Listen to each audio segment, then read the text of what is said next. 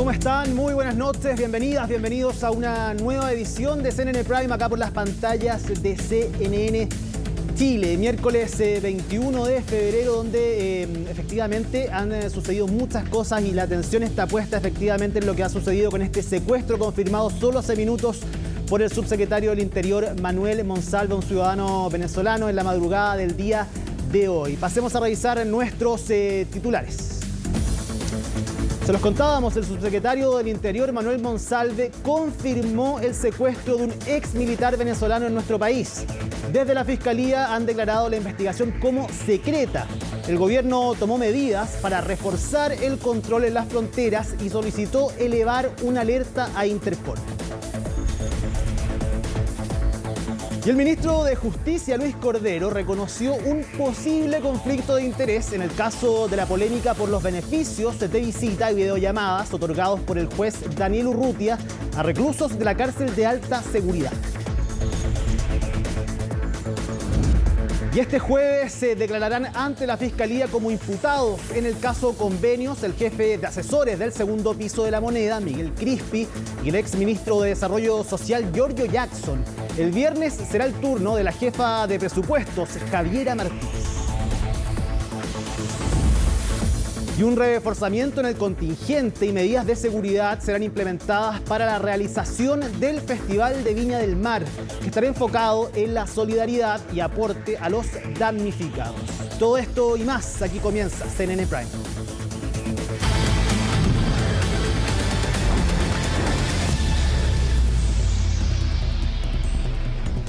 Ya se los contábamos hace minutos, continúan hasta esta hora las investigaciones por el secuestro de un militar en retiro venezolano. Sobre esta situación nos actualiza nuestra compañera Colombia Eicholz. ¿Cómo estás, Colomba?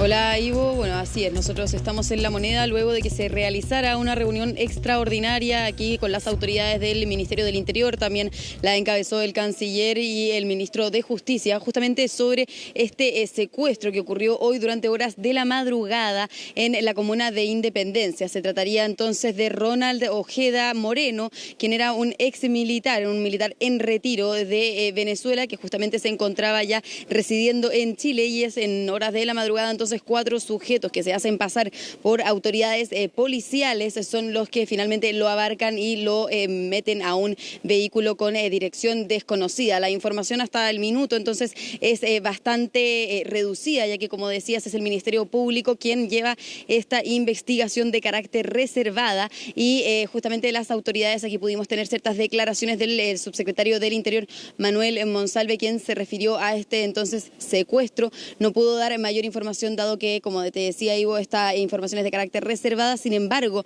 ya dio aviso como medida ante esta situación, dio aviso a la Interpol y también, reforzó las fuerzas policiales en las fronteras, y no solamente únicamente en el norte, sino también en aeropuertos. Esta es una situación que también, bastante especulativa hasta este minuto. Bastantes hipótesis sobre este secuestro se han barajado durante el día. Sin embargo, justamente el subsecretario del Interior, Manuel Monsalve, también hizo un llamado a la responsabilidad de esta información, ya que hasta los momentos solamente se puede confirmar que se trataría de este ciudadano venezolano, Ojeda Moreno, y que habrían sido entonces 4 sujetos durante la madrugada de este miércoles, quien entonces lo habían abarcado, secuestrado, haciéndose pasar entonces por autoridades policiales. Pasemos a escuchar, Ivo, cuáles fueron las declaraciones que nos dio el subsecretario del Interior hace unos momentos aquí en La Moneda. Efectivamente hubo un secuestro de un ciudadano venezolano durante la madrugada, como ya creo que es de conocer. Hay que insistir que hay que ser súper responsable respecto al carácter secreto de la investigación. El gobierno tiene la obligación de colocarse en todas las hipótesis y por tanto toma medidas para todos los escenarios posibles, pero creo que es completamente prematuro llegar a una conclusión. La Fiscalía ha declarado esta investigación como secreta. Esto es bien relevante, por lo tanto es imposible entregar información del detalle de la investigación. Bueno, justamente entonces decía Manuel Monsalve, el subsecretario del Interior, que es imposible entregar más antecedentes sobre esta situación. Nosotros, Ivo, ya conocíamos por información de alguna manera preliminar, pero aún no confirmada por las autoridades, que esta persona de apellido Ojeda Moreno entonces se encontraba en el país con la situación de calidad de asilado político. A eso de en el mes de diciembre de 2023 entonces se le habría concedido esta condición. Sin embargo, esta es información que el subsecretario del Interior se negó a confirmar, dado que justamente, como mencionabas, hay una ley que protege entonces a esta persona, a las personas en el fondo que están en esta calidad. Justamente entonces hay un llamado a la responsabilidad de esta información, que hasta hace unos momentos ya solo conocíamos algunos detalles. En ese sentido también fue consultado al respecto el director de Carabineros, Ricardo Yanez. Pasemos a escuchar cuáles fueron sus declaraciones. No me voy a referir, dada la condición que tiene esa investigación, pero obviamente sí le puedo decir que estamos trabajando intensamente junto a todos los encargados del sistema de persecución penal para poder dilucidar rápidamente ese hecho.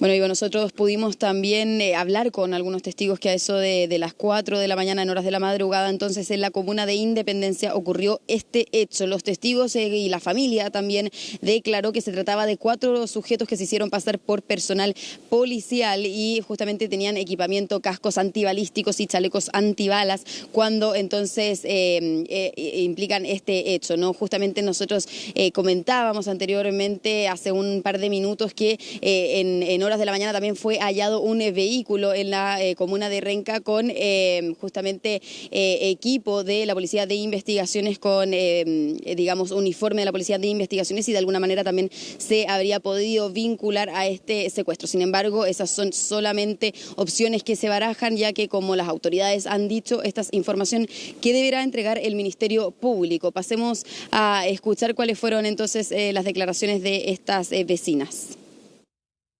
Bueno, por intermedio de los grupos de WhatsApp que hay aquí en este edificio, ¿no?, de Vivaceta, porque son varios edificios continuos y siempre por seguridad hay varios grupos y cualquier eventualidad siempre se informa ahí. Entonces ahí se informó, incluso se viralizó unos videos también que de ahí nos hemos informado más que todo, porque no se escuchó, dicen, muchos ruidos. Hay vecinos que dicen que escucharon gritos, otros dicen que no, pero lo que mostraron fueron algunos videos, sí, con personas con un chaleco negro, lo vi yo en el video, y que se llevaban a una persona.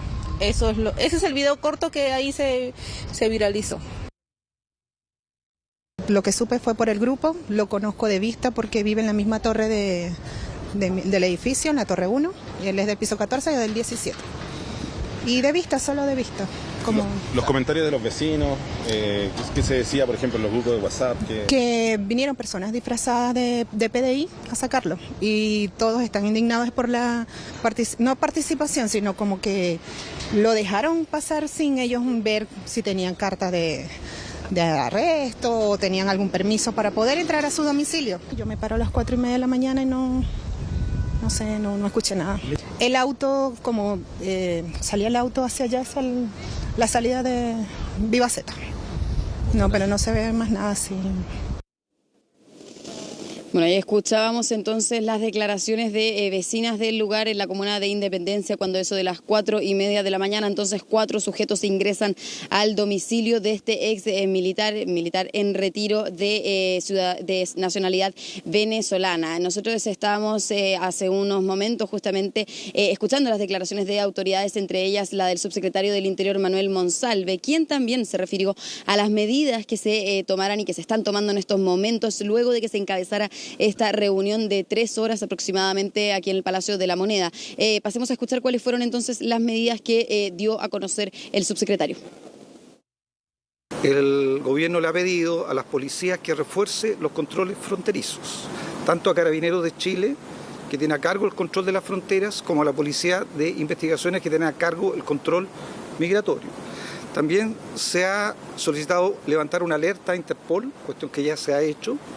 Y en tercer lugar, se ha pedido a través del Ministerio de Defensa activar los controles y fortalecer los controles que se llevan adelante en distintos puntos de la frontera, en este caso no por las policías, sino por instituciones que dependen del Ministerio de Defensa, como por ejemplo es el caso de la Policía Marítima en los puertos, como es el caso de la DGAC en el caso de los aeropuertos y como es el caso de los jefes de áreas fronterizas a partir del despliegue de las Fuerzas Armadas en las regiones del norte.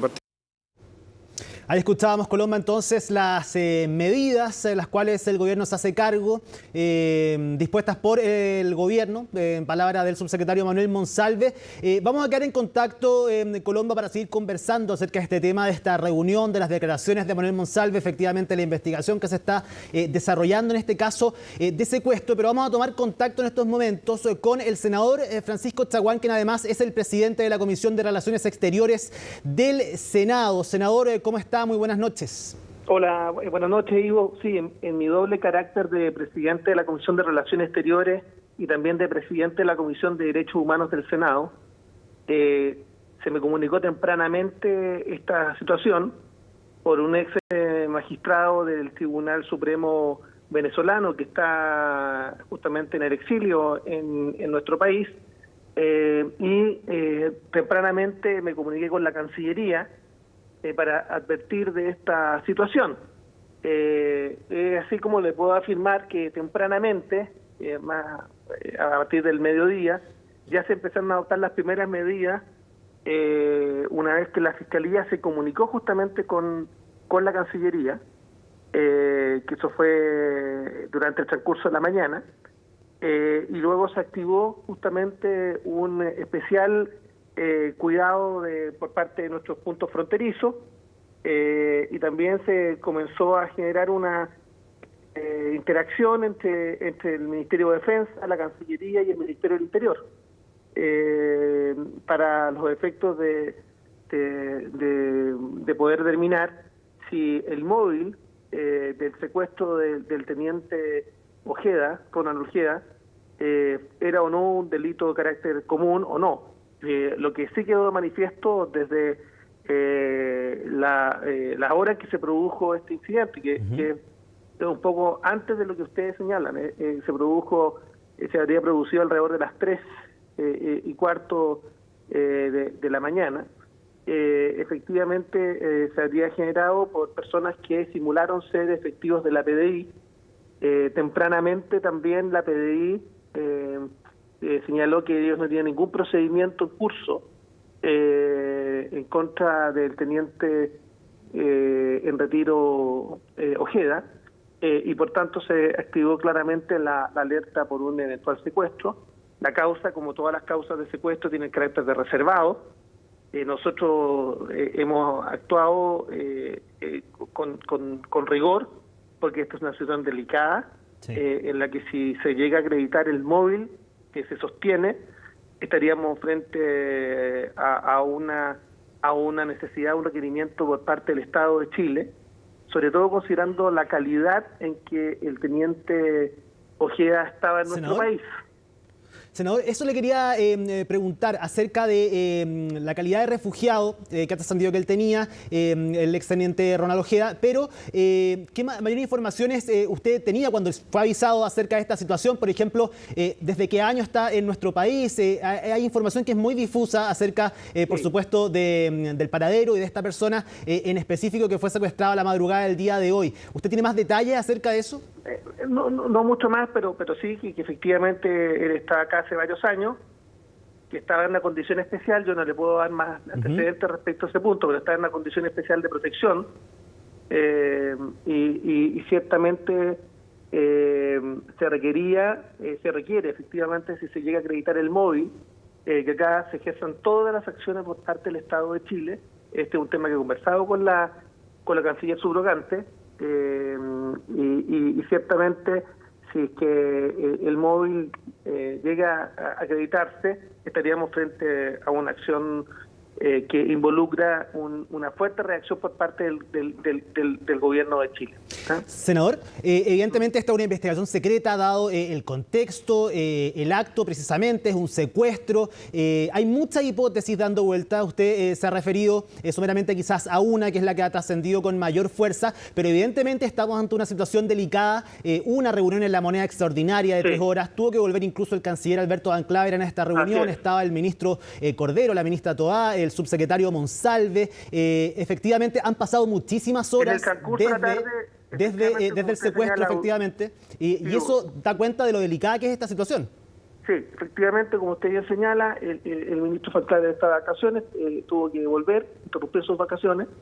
Estaba hasta la mañana como ministra subrogante Gloria de la Fuente, con la que yo tuve la oportunidad de conversar, y también con otro personal de la Cancillería durante el transcurso de la mañana, justamente donde advertimos esta situación, y lo hicimos a través de las redes sociales X, Twitter, donde advertimos sobre esta situación tempranamente, y básicamente la hipótesis del secuestro que nosotros señalábamos fue confirmada durante el transcurso de la tarde. No obstante, quiero señalar que el gobierno, y quiero reconocerlo, actuó de manera diligente. Se tomaron todos los resguardos de control de fronteras tempranamente, y eso, en definitiva, da cuenta de que estamos frente a una situación delicada, que se debe actuar con mucho rigor y con mucha cautela, porque si se llegan a acreditar alguna hipótesis, estamos hablando de una situación delicada, desde el punto de vista de las relaciones exteriores y desde el punto de vista del deber que tiene el Estado de Chile de proteger fundamentalmente a aquellas personas que pudieran estar en una condición especial en nuestro país. Sí, son parte de la hipótesis. Esto tendría que ver, podría tener estos móviles, como usted dice, algunos políticos, se afecta la seguridad nacional también, los derechos humanos, las relaciones diplomáticas. En ese sentido, eso sí, el subsecretario Monsalve ha llamado a que seamos muy rigurosos, a que no se hagan trascendidos ni llamados tampoco. Desde su sector incluso han pedido que se convoque nuevamente al COSENA o replantearse incluso las relaciones diplomáticas con Venezuela, antes de que lleguemos a saber efectivamente qué es lo que sucedió más allá del secuestro. No, hay que ser muy riguroso, hay que actuar con mucha cautela y con mucha seriedad. Y eso implica que acá el gobierno, y lo quiero señalar como presidente de ambas comisiones de Derechos Humanos y de Relaciones Exteriores, se requiere actuar como Estado, porque estamos hablando de la protección especial que el Estado de Chile debe darle a un ciudadano que se encuentra en una condición especial en nuestro país, 1. 2, se requiere también entender que esta es una situación delicada, porque hay muchas hipótesis. Si se llega a acreditar alguna de las hipótesis planteadas,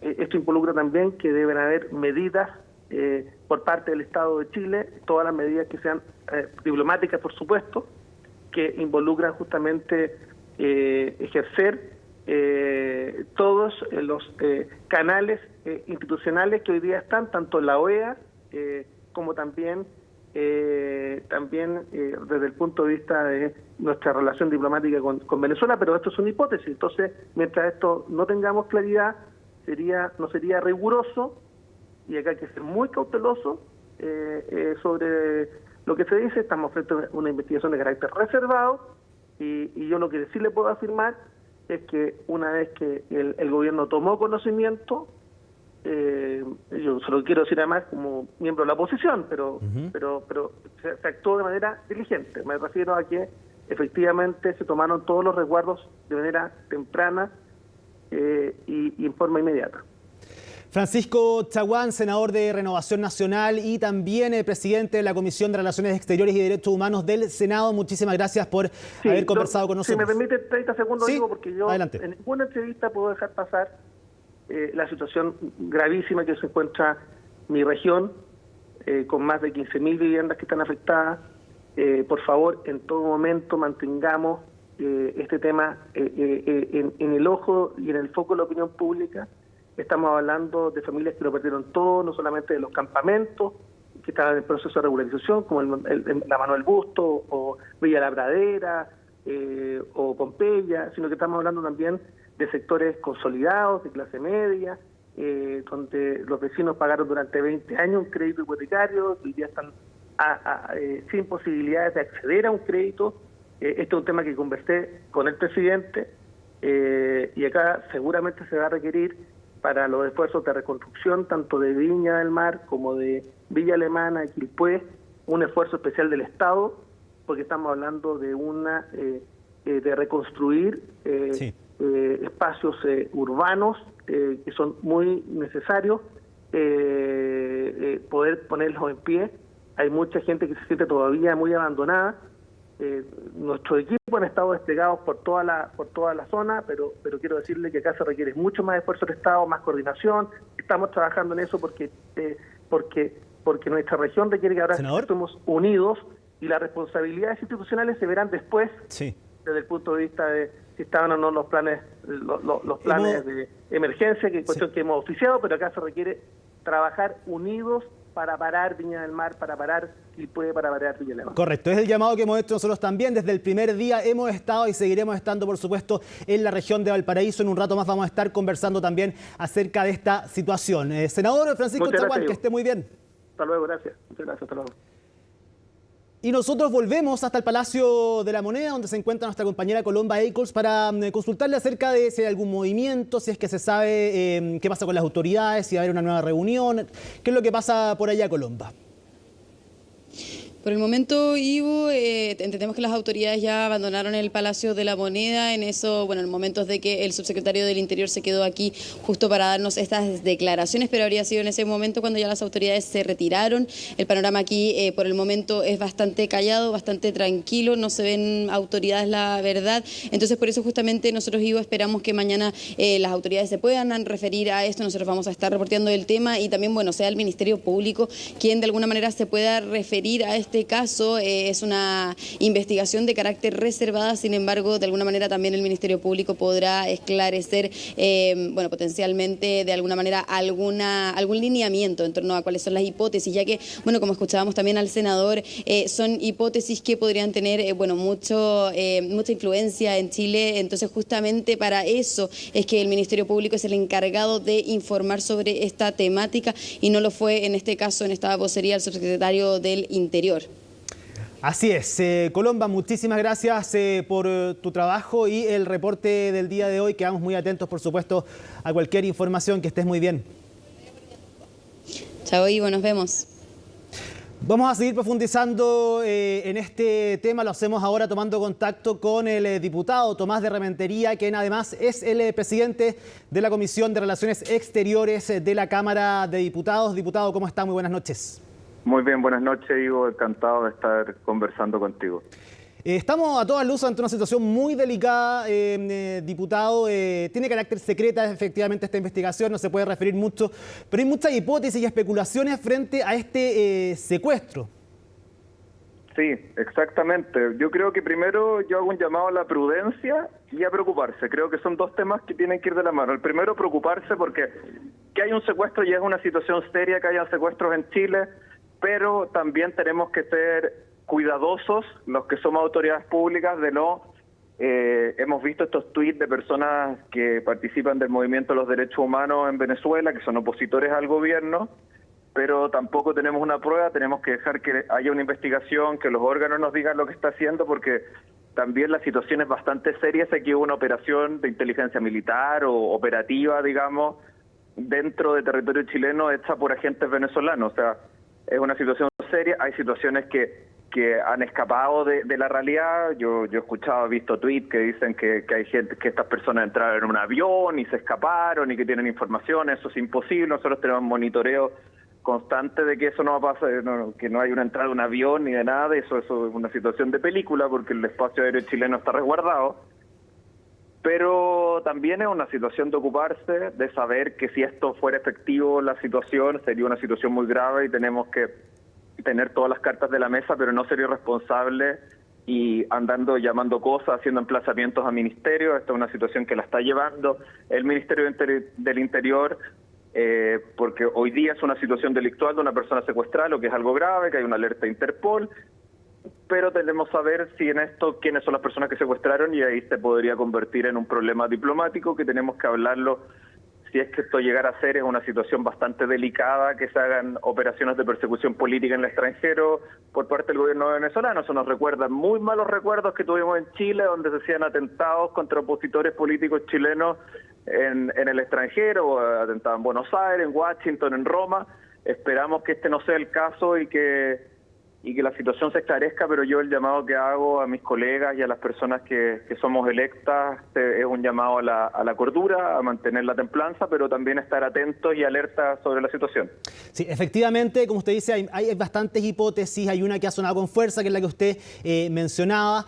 Da cuenta de la gravedad también la reunión de urgencia en el Palacio de la Moneda, lo hablábamos con el senador Zaguán, que haya vuelto el canciller Alberto Van Claveren de sus vacaciones, pese a este sistema de vacaciones flexibles, evidentemente da la contingencia para que los ministros pudiesen retornar, pero llama la atención, fue una reunión muy larga, de la cual no se puede entregar más detalles, evidentemente, por el carácter secreto, pero de lo dado a conocer por el subsecretario Monsalve. ¿Usted considera que es la línea correcta, reforzar las fronteras en estos momentos, aduanas también, al levantar esta alerta al Interpol? Creo que acá se ha movido todo el aparataje del Estado. Policía de Investigaciones, Policía Marítima, el resguardo de aduanas, los puestos militares en la frontera de monitorear que esta persona si está secuestrada, no sea sacada de Chile por un paso irregular. Tenemos todo el Estado funcionando y me parece lo que hay que hacer acá, nosotros como autoridades públicas, no hacer emplazamientos, visto que algunos dicen que se llama Alcocena, que sacan conclusiones. Acá es ponerse seriamente detrás del Estado de Chile, que hoy día lo está representando en esa entrevista el subsecretario Monsalve, que tiene una institucionalidad que funcione, nos pongamos todos detrás de eso y nos alejemos, por favor, las personas que tenemos acceso a los medios, de hacer elucubraciones y teorías sin tener información clara. Así es. Eso sí, independiente de lo que suceda en este caso, diputado, va a salir el debate nuevamente acerca de la reforma, la modernización de la ley de inteligencia en nuestro país. ¿Por qué llevamos tanto tiempo sin una ley de inteligencia? Sin lugar a dudas, yo soy miembro de la Comisión de Defensa, además, donde está alojada esto, y de la Comisión de Control del Sistema de Inteligencia del Estado, y necesitamos reforzar nuestro sistema de inteligencia, y con eso se hace con una reforma legal institucional. Estamos esperando, y yo creo, y voy a ser bastante duro con esto, digo, si mi gobierno no es capaz de sacar una ley de inteligencia en su periodo, yo lo voy a considerar un fracaso en esta materia, porque sin inteligencia no solo nos ahorramos de estas situaciones que pueden ser una situación de inteligencia exterior, que entra una fuerza extranjera a Chile, sino que el combate al crimen organizado, el combate al blanqueo de capitales, el combate a la inmigración ilegal organizada se hace a través de inteligencia, y en eso hoy día tenemos una institucionalidad que nos da el ancho de la situación actual de Chile y el mundo. De hecho, más allá de este caso, de hecho se ha solicitado muchísimas veces, usted mismo lo dice, estamos ante una crisis de seguridad evidente, donde efectivamente se han infiltrado lamentablemente grupos en nuestro país relacionados con el crimen organizado, y se hace necesario. Nosotros estamos ¿cuántos años atrasados con una ley de inteligencia? O sea, estamos atrasados desde hace mucho tiempo, y nuestra institucionalidad, yo diría que está muy atrasada en los sistemas que tenemos de funcionamiento, en que la formación de nuestros agentes de inteligencia, en la forma en que se maneja la información y se comparte entre agencias, en la forma en que desarrollamos también que la información de inteligencia pueda ser usada de alguna forma en la persecución del delito, en tribunales, un sistema de traducción que se llama. Tenemos una serie de bemoles y estamos atrasados muchos años. O sea, tenemos totalmente un sistema de inteligencia que no está acorde a la situación mundial, al tamaño del país, a cómo se ha desarrollado últimamente el crimen organizado en el país. También sabemos que la inteligencia puede hacer mucha inteligencia financiera, que nos podría solucionar muchos problemas, que no se está hecho. No está todavía la sacrosanta institución del secreto bancario, que choca con, que debería estar incluido con sus excepciones en la ley de inteligencia. Tenemos una serie de cosas, y yo lo que espero es que tanto el gobierno, nosotros los diputados, tanto de gobierno como oposición, tengamos la voluntad y el compromiso de que antes de este año tendremos una ley ya terminada y discutida, y que sea aprobada, y que la institucionalidad esté funcionando pronto. Diputado, para ir cerrando, han surgido algunas voces de parlamentarios de oposición pidiendo que el presidente de la República convoque nuevamente al COSENA, de hacer un llamado a Jaime Gazmuri, quien es el embajador de nuestro país, nombrado recientemente en este país también. ¿Usted cree que eso es apresurado, pero en el caso de comprobarse una de estas hipótesis, sería necesario también? O sea, si se comprueba la hipótesis de que acá hubo una intervención extranjera, de agentes extranjeros actuando en Chile contra la oposición venezolana que entró a Chile, me parece que lo mínimo sería llamar al embajador a consulta, pero todo eso son hipótesis y ahora lo que tenemos que esperar antes de hacer declaraciones, hacer emplazamientos al gobierno, a los ministros, es que se verifique la información y que la Fiscalía, la Policía de Investigaciones y las instituciones que están llevando el caso puedan entregar información fidedigna de quién secuestró a esta persona. Tomás de Rementería, diputado del Partido Socialista y también presidente de la Comisión de Relaciones Exteriores, muchísimas gracias por haber conversado con nosotros esta noche. Vamos a seguir muy atentos y pendientes, por supuesto, de lo que sucede, así que estamos en contacto, diputado. Muchas gracias, te pasaste, que tengas unas muy buenas noches y ojalá esto se esclarezca rápido. Buenas noches. Vamos a cambiar de tema por un momento para contarles que continúa la polémica por la autorización otorgada por el juez Daniel Urrutia.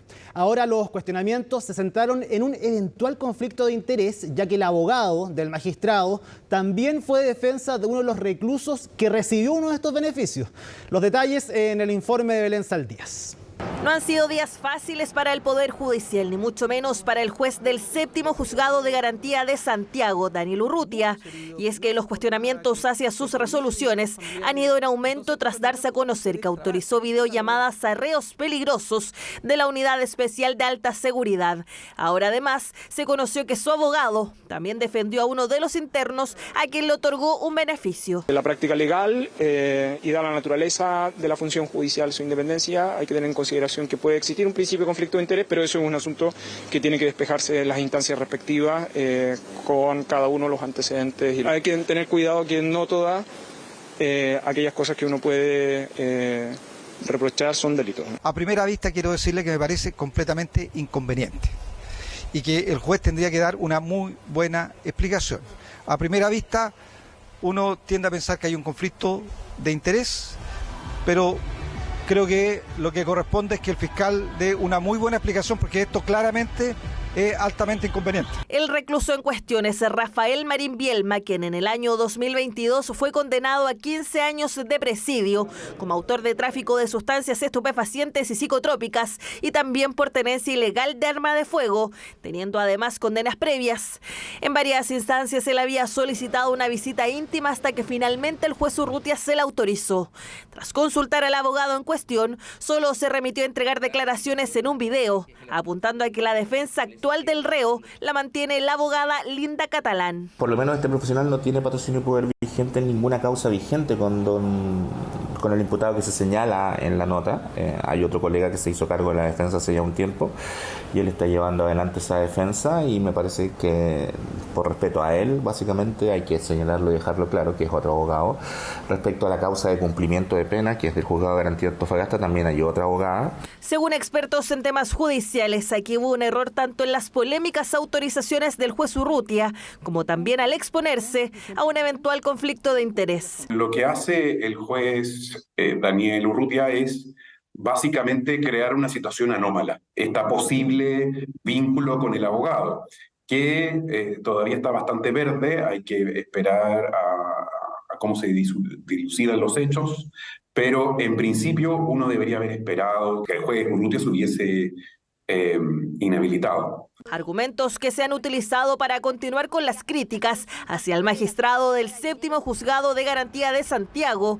Estas vinieron desde todos los sectores políticos y se suman a las de quienes han pedido la expulsión del juez. Creo que es un antecedente complejo que de alguna forma espero haya sido ponderado adecuadamente por el juez al momento de dictar la resolución. La norma general establece que cuando uno tiene cualquier causal que pueda afectar su imparcialidad en la toma de una decisión, debiera ser que ese juez inhabilitase para conocer de dicho asunto. Por lo tanto, este antecedente, que es relevante el hecho de compartir un abogado en una causa con un imputado que ha sido beneficiado por su resolución judicial, tiene que ser adecuadamente ponderado por la Corte cuando conozca del recurso que se ha presentado por parte de Gendarmería. El juez Urrutia Urrutia es un peligro para nuestra sociedad. Tiene un largo historial peligrosísimo para nuestro país, asumiendo causas para la primera línea y poder favorecer a estos delincuentes. Por otro lado, ahora permitiendo estas videollamadas a delincuentes de alta peligrosidad. Y no solamente eso, sino que también hemos podido conocer que comparte abogado con uno de los narcotraficantes peligrosísimos que tenemos en nuestro país. Se espera que la próxima semana la Corte de Apelaciones pueda resolver el recurso de hecho presentado por Gendarmería, que desde un inicio objetaron estas tan polémicas autorizaciones que hasta la fecha no se han concretado. Y en algunas horas más, el jefe del segundo piso, Miguel Crispi, y el exministro Giorgio Jackson darán su versión de los hechos sobre el caso Convenios. Llegarán hasta la Fiscalía Nacional para responder ante el fiscal de Antofagasta, quien también escuchará el testimonio de la directora de presupuestos, Javiera Martínez, pero el día viernes. La nota es de Estefanía Bustamante.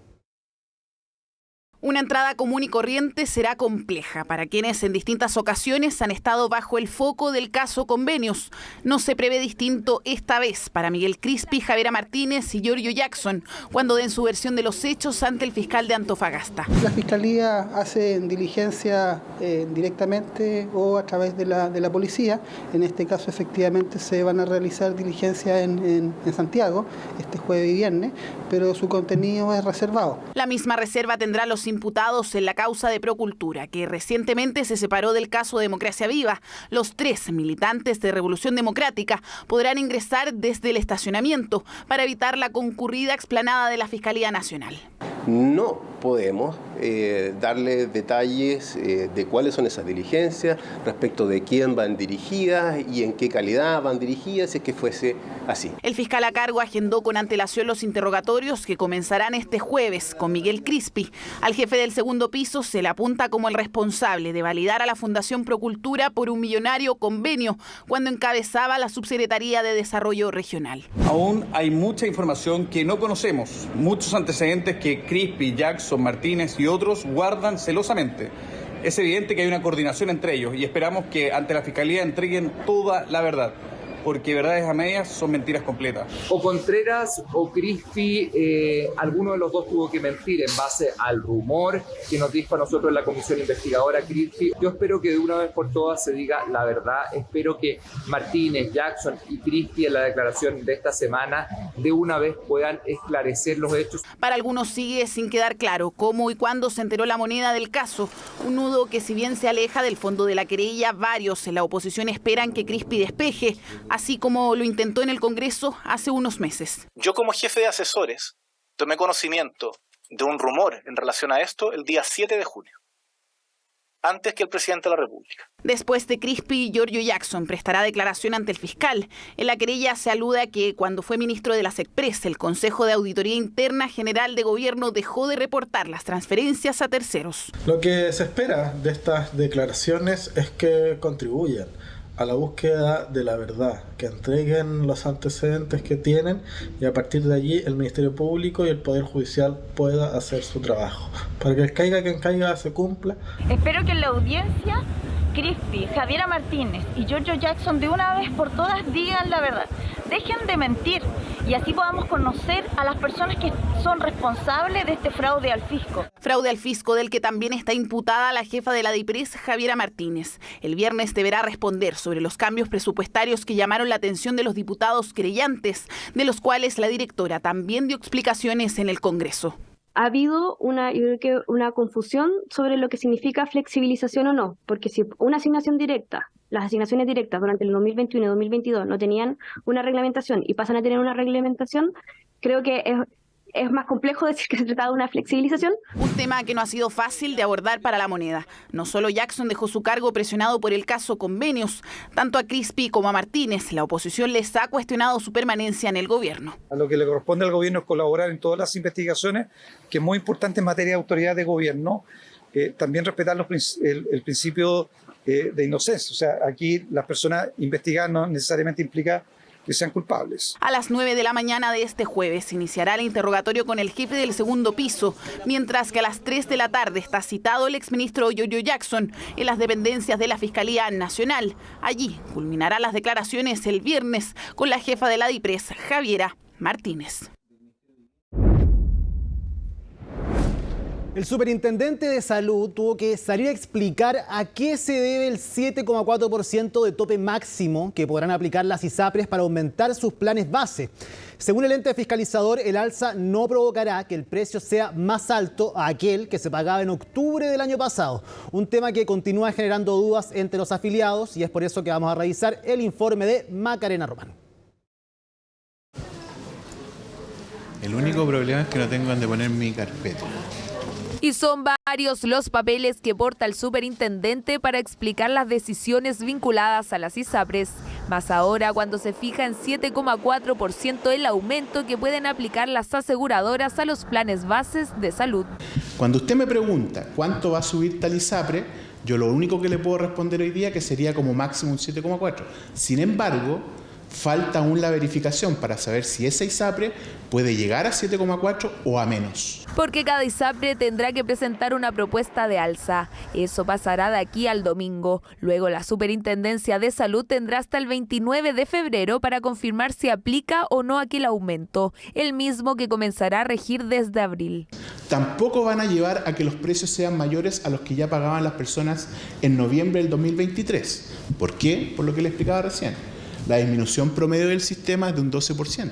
En diciembre ya se aplicó la baja de prima GES, que en promedio llegó a menos 12%. Por eso el alza de abril estaría por abajo de aquello. Decisiones y medidas que no están exentas de debates. Ahí está el gran problema de esto, que es primero que las personas de verdad, yo creo que a esta altura sienten que se está jugando con ellos. Creo que por un lado, la situación de la crisis de ISAPRES financiera es real, el riesgo no es mentira, digamos, en esta situación, pero claramente lo que hay que hacer es ordenar esta discusión.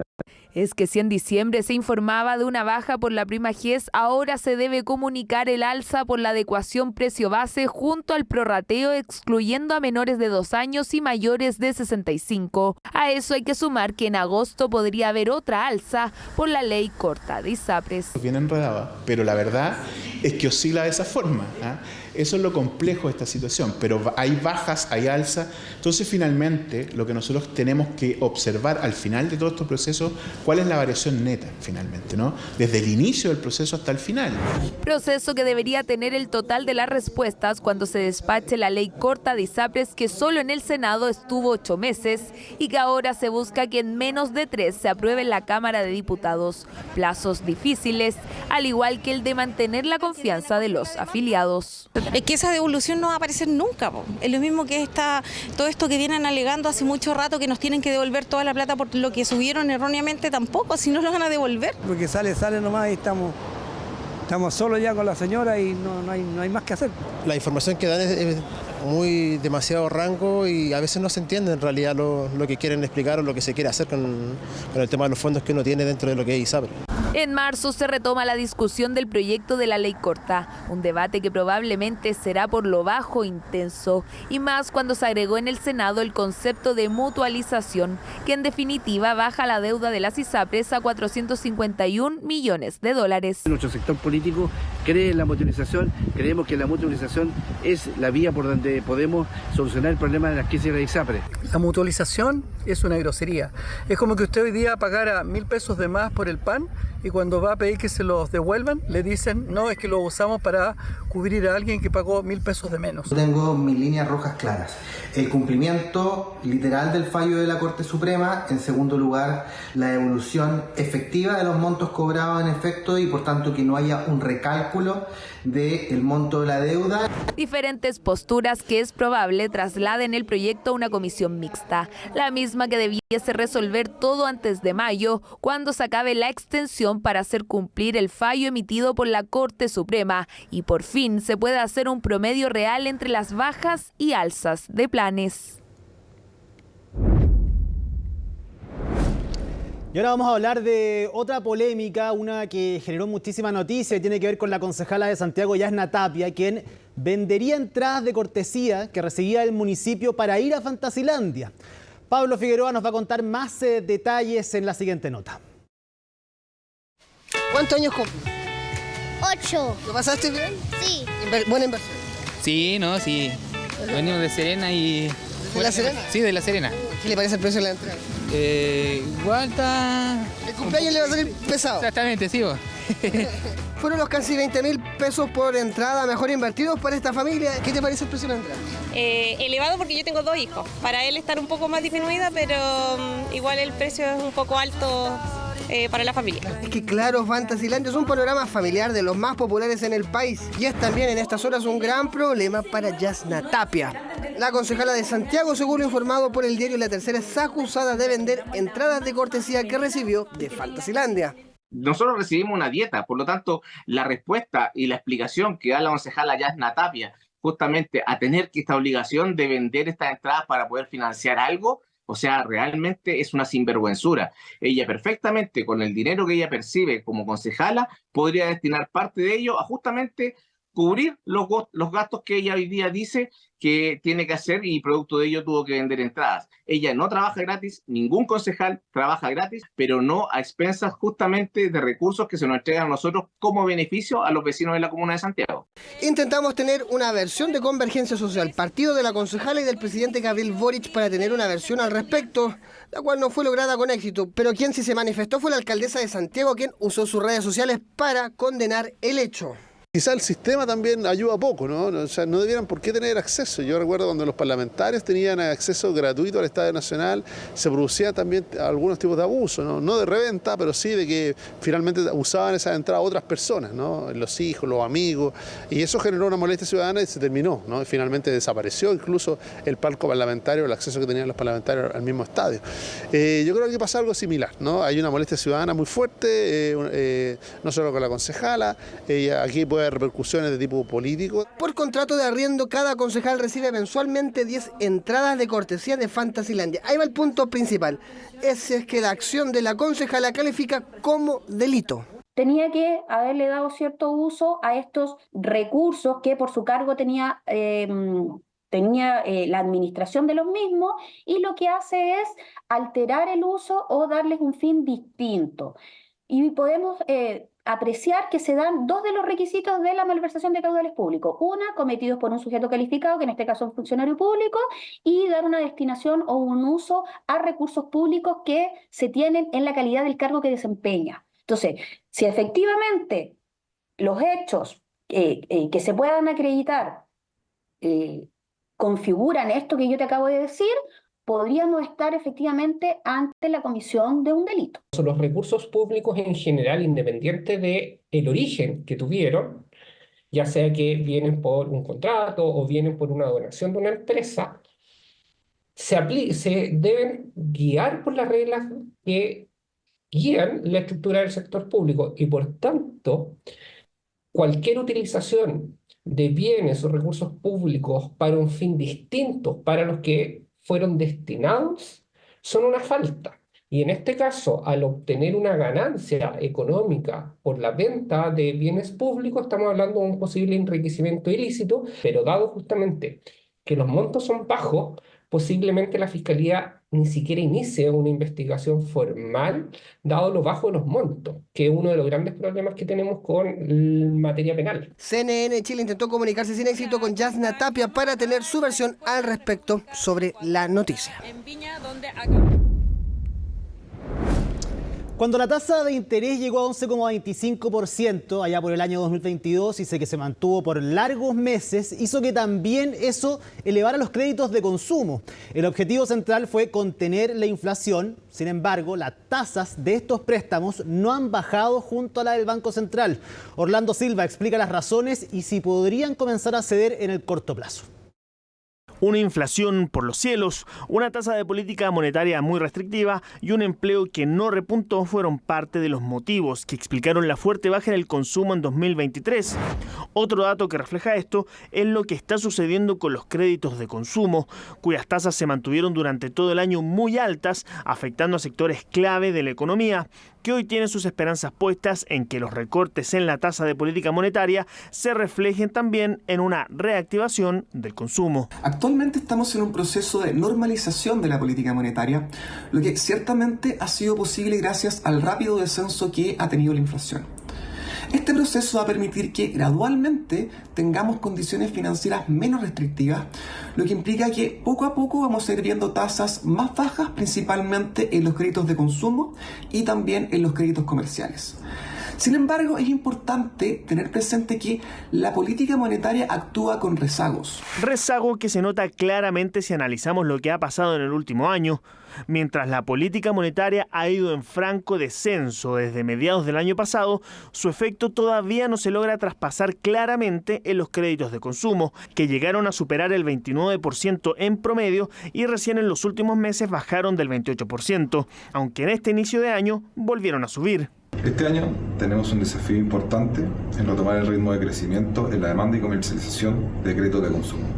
Para esto, la tasa de política monetaria influye positivamente en el logro de este objetivo y en la medida que la TPM continúe disminuyendo, podremos traspasar ese efecto en el precio de los créditos a las personas. Por eso, aunque se espera que las tasas de los créditos de consumo comiencen a bajar y con esto reactivar la economía, esto no ocurrirá tan pronto como quisieran en el mercado. La fuerte caída que ha tenido la TPM en el último tiempo aún no se puede ver con toda su magnitud en las tasas de estos créditos, algo que sí vamos a poder ver de forma más clara en los próximos meses. Con todo este proceso de relajación de la política monetaria, ciertamente va a favorecer una recuperación del consumo y también de sectores relacionados, pero va a ser una recuperación gradual que irá de menos a más durante el año. Si bien la TPM influye positivamente en las tasas, hay más variables, como la evolución del tipo de cambio, que afecta el ritmo de la disminución de las tasas del Banco Central, o bien el riesgo de la cartera, que impacta directamente a los precios a los consumidores. Queda un largo camino por recorrer este año y esperamos que estas medidas impacten positivamente en la venta de créditos. Proceso que será clave para cumplir con las expectativas de los sectores más golpeados por esta baja en el consumo, pero también para cumplir con las expectativas de crecimiento económico que para este año rondan el 2%. El próximo 25 de febrero comienza el Festival de Viña del Mar 2024 y las autoridades a cargo en la Quinta Vergara dieron a conocer los servicios preventivos y policiales que habrá en este evento. Los detalles los vemos en la nota de Paula Calvo. La inspección a la dependencia de la Quinta Vergara tuvo como objetivo constatar el plan de seguridad que se dispondrá para la realización de la versión número 63 del Festival de Viña. Una fiscalización encabezada por el subsecretario del Interior, la alcaldesa de Viña del Mar, Macarena Ripamonti, y el jefe de Defensa Nacional. Es muy importante que podamos garantizar la seguridad de estos dos grandes desafíos que tiene el país y la región de Valparaíso. 3 anillos de seguridad, uno al interior de la Quinta Vergara, uno al perímetro de la Quinta Vergara, otro en el plan de Viña del Mar y en los lugares de alojamiento de artistas. Quiero destacar el mecanismo de ingreso, de verificación de quienes ingresan al interior de la Quinta Vergara a presenciar el espectáculo, que se hace a través de la verificación del código QR de la cédula de identidad, y eso también permite un mejor y mayor control de las personas que van a ingresar. Los recursos policiales del plan de seguridad del Festival de Viña no afectarán a las labores destinadas a resguardar a los damnificados por los incendios. Se dispondrán 400 efectivos de carabineros adicionales que se desplazarán a la Quinta Vergara para cubrir el certamen, mientras que 1.500 funcionarios seguirán trabajando en la zona de emergencia. Podemos decir, insisto, responsablemente, que este festival se puede realizar en forma segura, pero que no voy a bajar un ápice, ningún medio que tenga que ver con la catástrofe, porque esa es mi prioridad como jefe de la defensa. Al interior del recinto y en los hoteles va a haber personal privado, de seguridad privada. En la parte pública, en torno al festival, una gran presencia policial, también al interior de carabineros va a haber una tenencia, y de ahí en más y hacia la zona cero, muy probablemente presencia militar. Pero el resguardo policial no será el único. También se contará con la colaboración público-privada, dado que cerca de 300 guardias de seguridad van a ser dispuestos en la producción del evento, complementando las labores de carabineros. La existencia de seguridad en el Festival de la Canción, la existencia de seguridad en la emergencia, la existencia de seguridad también en el resto de la comuna de Viña del Mar. No solamente el resguardo de los accesos para la realización del certamen, sino también cómo la concesionaria podía aumentar sus capacidades de seguridad de carácter privada, visadas por Carabineros en el Estado Nacional, por el Ministerio del Interior y por el Jefe de la Defensa Nacional, de modo tal que el incendio y las necesidades de seguridad, porque todavía no tenemos luminarias y servicios básicos, no pongan en riesgo la seguridad de las personas que hoy día están en condiciones bastante frágiles. Una labor donde también se pondrá el foco de la seguridad es en el ingreso de turistas y extranjeros. Para ello, la Policía de Investigaciones ya trabaja con equipos que facilitarán y fiscalizarán que se cumplan con las normativas nacionales. Cargo de Migraciones, de Policía Internacional, con la finalidad de poder apoyar y verificar el ingreso de los artistas como también de los staff que los acompañan, que ellos desarrollen su labor acá, su participación con total normalidad. La finalidad de prevenir cualquier delito de microtráfico de drogas o de crimen organizado, como también cualquier requerimiento que tenga la ciudadanía en alguna denuncia y que podamos realizar prontamente las primeras diligencias para dar el apoyo correspondiente. La versión 63 del Festival Internacional de la Canción de Viña del Mar tendrá un enfoque solidario para ayudar a los damnificados por los incendios en la región de Valparaíso. El evento se realizará entre el 25 de febrero y 1 de marzo en la Ciudad Jardín. Vamos a seguir conversando acerca de este secuestro a un ex militar venezolano en nuestro país, las implicancias políticas que podría tener y también de contingencia con la senadora del Partido por la Democracia, Loreto Carvajal. Senadora, ¿cómo está? Muy buenas noches. Muy buenas noches, Ivo. Un gusto saludarle. Senadora, partamos por la contingencia inmediatamente. Las consecuencias que podría llegar a tener esta situación, este secuestro de este ex militar venezolano en nuestro país. Sin duda, este es un hecho que ha conmocionado no solo la opinión pública de los chilenos residentes, los que somos parte de este país, sino que también a la comunidad venezolana, dado que esto genera también una vulnerabilidad muy grande respecto a quienes son hoy día también parte de nuestro territorio nacional. Sin duda que el gobierno ha reaccionado. A mi juicio, este presunto secuestro, como la ha mencionado la propia ministra del Interior, merece, por supuesto, toda la atención y la preocupación. Sin duda que aquí hay que esclarecer dos hechos que son fundamentales.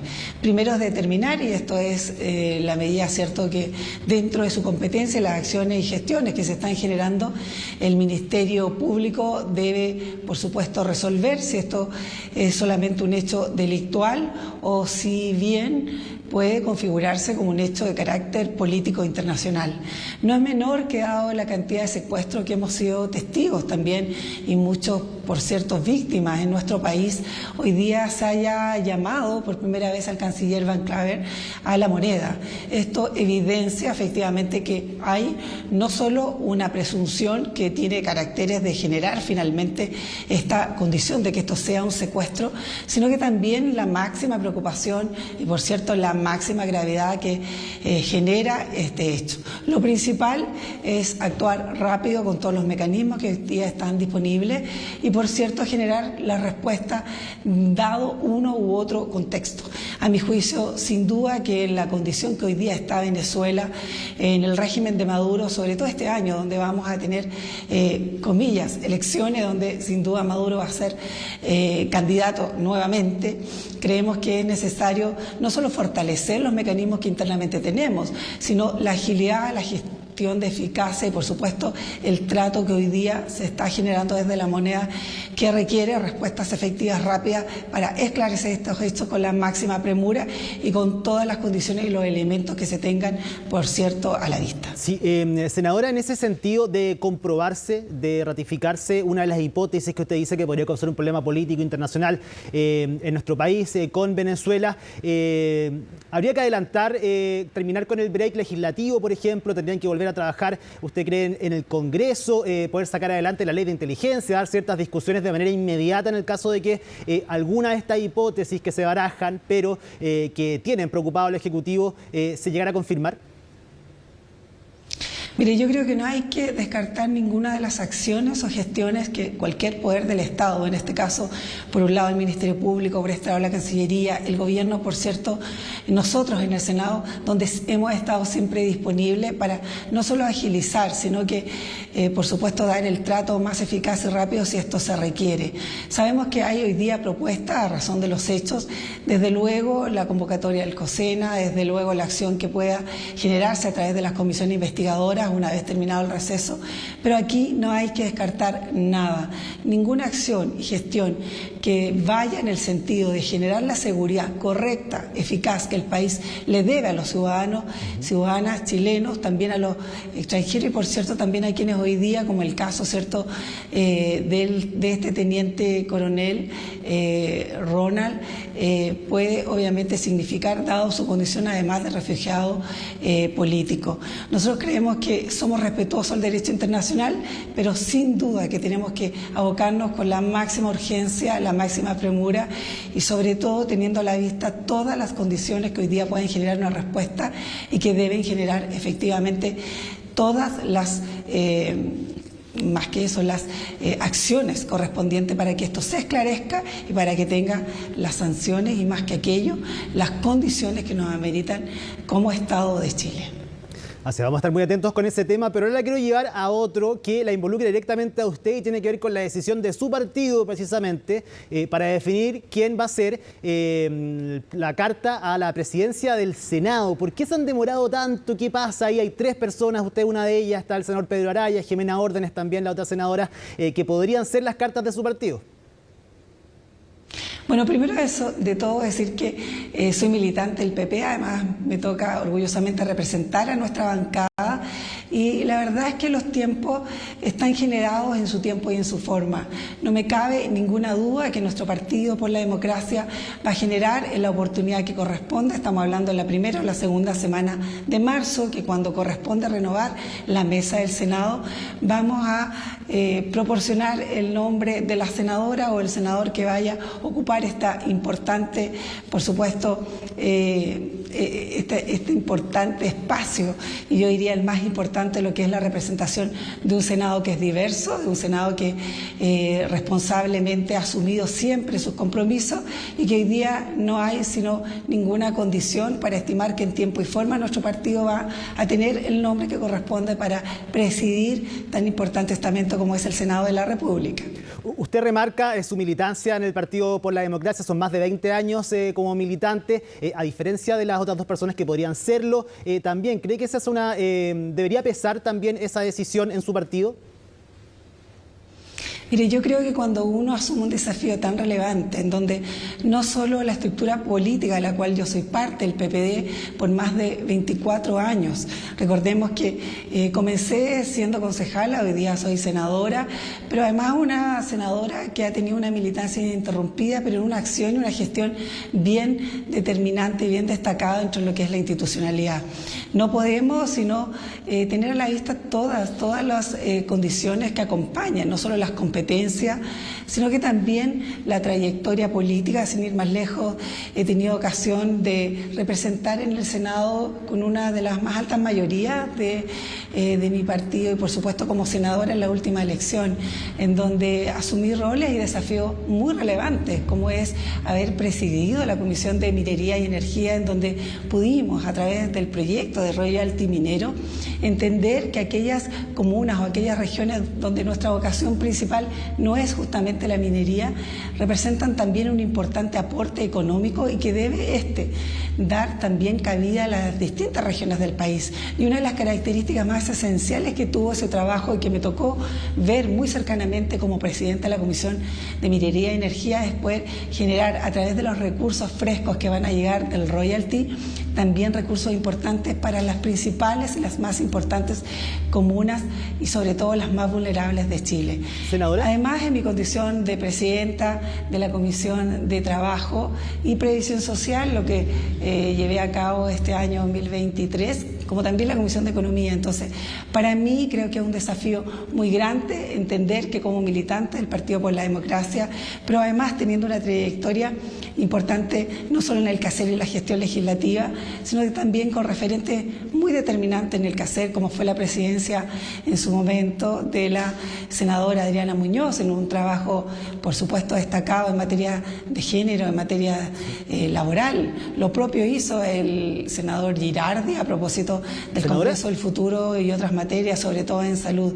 Por tanto, el desafío que hoy día tenemos como partido es obedecer, digamos, a esta más alta, digamos, magistratura, por así decirlo, dentro de lo que es el Senado, esta mesa del Senado, con ojalá los más altos estándares, con las mejores competencias, y por supuesto que nuestro partido va a dar cuenta de ello cuando tengamos, por supuesto, la nominación de la senadora o el senador que le corresponde asumir esta presidencia. Senadora, por último, ¿ve alguna amenaza en esta posición que ha adoptado RN? ¿Se han levantado algunas voces para poder romper este pacto administrativo, para querer ellos también poder participar de estas sucesiones de cargos en el Senado? ¿Ve usted alguna amenaza en ese sentido o están comprometidos el resto de los partidos de oposición en respetar este pacto?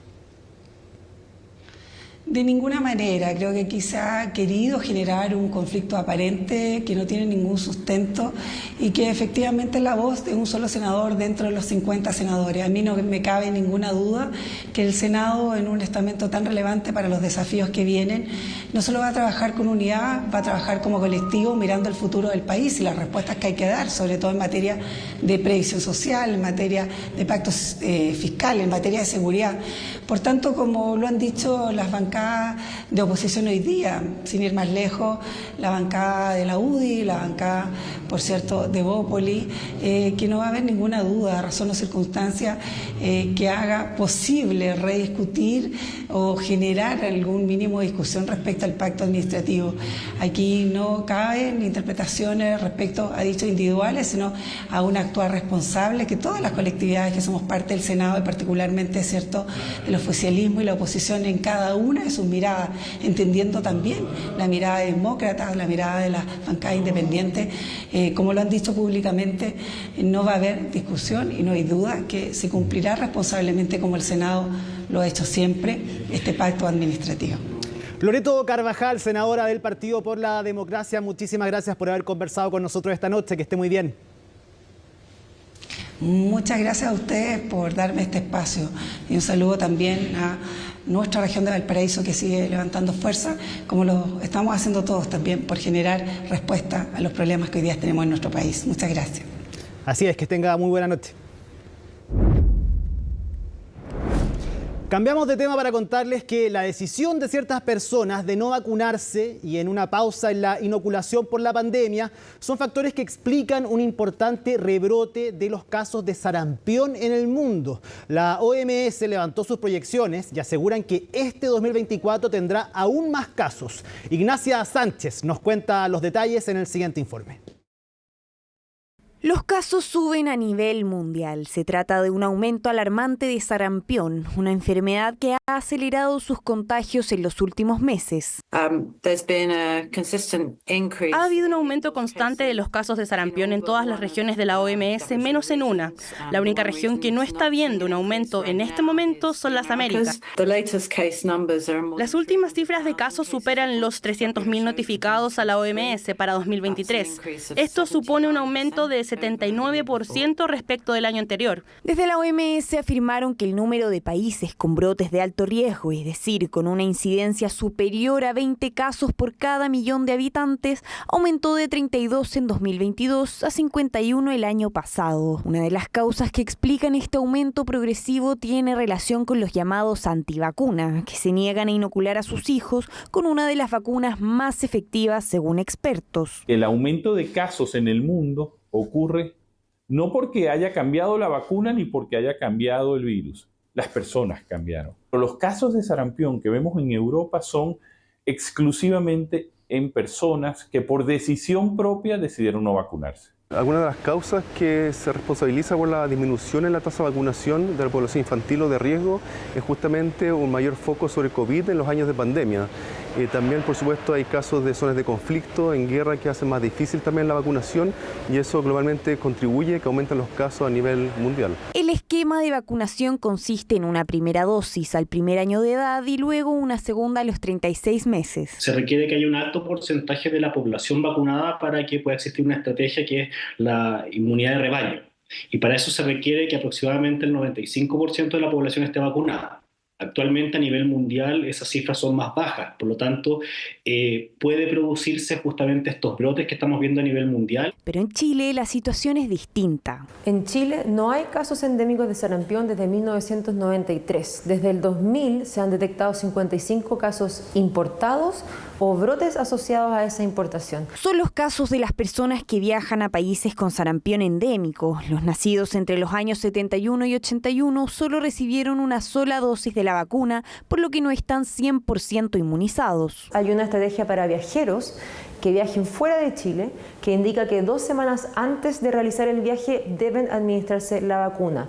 Las niñas y niños mayores de 12 meses que cuenten con solo una dosis y los lactantes entre 6 y 11 meses que se deben administrar la dosis antes de que viajen fuera del país. Todos quienes la requieran pueden obtenerla, no es una vacuna difícil de obtener, es gratuita. A pesar de esto, las personas no vacunadas que viajen a lugares donde hay sarampión deben estar alerta a sus síntomas. En caso de alguien que viene viajando desde fuera de Chile, que presenta un cuadro de fiebre, síntomas respiratorios altos y que después esto se agrega manchas en la boca, que son manchitas blancas con base rojiza, y que posteriormente se agrega un cuadro de un rash en la piel, es decir, manchas en la piel, es súper importante que consulten en un servicio de urgencia. Padres, comunidades, gobiernos y socios mundiales, todos debemos dar mayor prioridad al sarampión. Tienen que asegurarse de que el sarampión forma parte de sus prioridades para poner al día a sus poblaciones con la inmunización. Una enfermedad que parecía haber quedado en el pasado y que si no se logra una inmunización completa de la población podría seguir aumentando sus casos, tal como lo proyecta la OMS.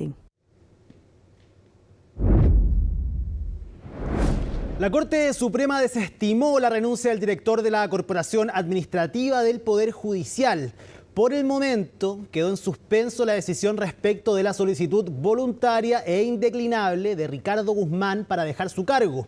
En cambio, los magistrados ordenaron abrir un sumario por la fallida compra de automóviles Lexus con el fin de resolver si es que hubo alguna irregularidad en el proceso de renovación de la flota destinada precisamente a los ministros de la Corte Suprema. Esta indagación administrativa abarca el proceso completo y a todos los involucrados. Recordemos que el director de la Corporación Administrativa del Poder Judicial presentó su renuncia después que el máximo tribunal dejara sin efecto la renovación de los vehículos, operación que costaría 1.200 millones de pesos. El Tribunal Pleno de la Corte Suprema solicitó hoy miércoles 21 de febrero al Consejo Superior de la Corporación Administrativa del Poder Judicial instruir un sumario sobre el proceso de renovación de la flota de automóviles de los ministros y ministras del máximo tribunal. Además, decidió, por la mayoría de sus miembros, suspender la decisión sobre la renuncia voluntaria presentada por el director de la Corporación Administrativa del Poder Judicial, Ricardo Guzmán Sanz. La Corte está tomando las medidas respectivas para efecto de la indagación, específicamente respecto a lo que sucedió. Yo, más que en el rechazo o lo que ha sucedido con la renuncia, me quedaría con que la Corte ha ordenado la indagación disciplinaria sobre los hechos que sirvieron de base a esta discusión. Vamos hasta nuestra región porque en Venezuela el derrumbe de un yacimiento minero de oro ilegal ha dejado hasta el momento 15 personas fallecidas y 11 heridos en imágenes que ustedes ven ahí en pantalla que publican en redes sociales al momento de este estallido, este derrumbe que se genera en esta zona al sur de Venezuela. Estas cifras que yo les entrego son las que recientemente ha actualizado el presidente de Venezuela, Nicolás Maduro, aunque en un comienzo el alcalde de la localidad cercana a este yacimiento llamado Bulla Loca hablaba de al menos 30 personas fallecidas y más de 100 sepultados, es decir, bajan bastante las cifras de fallecidos y heridos de los cuales se comentaba al comienzo, y según las cifras que entrega al menos ahí desde el régimen de Nicolás Maduro, en una zona donde se registra bastante minería ilegal al sur de Venezuela, especialmente en yacimientos de oro, por ejemplo. Este funcionaba hace 6 meses, pero es en esta zona donde operan también bastantes grupos contrabandistas justamente que se dirigen a estas zonas del país para poder obtener mayores ingresos, y es en ese contexto que se generan estos yacimientos ilegales. Y de hecho ya, por ejemplo, a mediados de 2023 pasó un colapso similar en otro tipo de excavación que también dejó en ese momento 12 personas fallecidas. Así que no es algo que no sea usual en Venezuela este tipo de accidentes. Impactantes las imágenes, porque aparte debe ser desesperante porque ve a tus compañeros que quedan enterrados ahí. Mira, ahí vemos cómo se desprende desde arriba. Algunos ya saben que hay un movimiento extraño, se empiezan a mover hacia atrás, pero vemos después que desde arriba comienza finalmente a caer, a ceder la tierra ahí, y ahí empuja con fuerza y queda gente ahí abajo, lamentablemente. Lo bueno es que se ha ido reduciendo esa cifra que tú decías, preliminar de personas fallecidas. Sí, no, pero bastante impactantes las imágenes. A ver si es que hay una actualización al respecto de estas cifras, que son bastante diferentes a las que se entregaban en un momento hace unas horas atrás y las de ahora. Ahora vamos a un país vecino, a Argentina, porque un caos tremendo se armó durante esta jornada debido, otro más, una paralización de trenes de servicio ferroviario argentino, un paro nacional que se va a extender hasta las 12 de la noche de este día miércoles, es decir, todavía continúa este paro, y no solamente afectó a los trenes de pasajeros, sino que también a los trenes de carga, y según lo que indican ahí cifras al menos de los medios argentinos, se habla de 1.300.000 usuarios afectados debido a esta situación. Sabemos, por ejemplo, que en la provincia de Buenos Aires se utiliza bastante los trenes para poder acercarse a las zonas del centro, gente que iba a trabajar en la mañana, que se vio bastante complicada debido a esta situación, y que finalmente terminan utilizando las micros, pero no dio abasto. Esto no dio abasto porque al sacar este sistema es como, por ejemplo, si sacaran el metro en Santiago. No, colapsa la ciudad completamente. Exacto, colapsa la ciudad y solamente quedaba ahí los autobuses, las micros para poder dirigirse a sus trabajos, gente que quedó bastante retrasada también, y que justo también el gobierno de Javier Milei lo criticaba, y lo que piden ahí los maquinistas de estos trenes es aumentos de sueldo, todo en un momento en que hay tensión entre el gobierno de Javier Milei y las provincias debido a la quita de subsidios al transporte, y también el que se subió el precio particularmente de este sector también, pero en la zona, en la área metropolitana de Buenos Aires, lo cual también ahí ha generado bastantes problemas y tensiones, pero este es el primer paro, al menos de este sector, que se registra en la administración de Milei, que ya ha enfrentado ahí varias manifestaciones, también paros de trabajadores. ¿Quedará algún gremio que no haya paralizado durante el gobierno de Javier Milei? Pues no sabemos si es que va a haber alguno que no lo haga, pero al menos han habido bastante movimiento en tan poco tiempo que lleva en la presidencia. Así es, está bastante convulsionado, lleva recién 2 meses. Más o menos, claro. Un poco más de 2 meses. Más o menos 2 meses, sí. Laura Soto, muchísimas gracias por este informe internacional. Junto a Laura, como todos los días, nos vamos a la pausa acá en CNN Prime. Ya volvemos.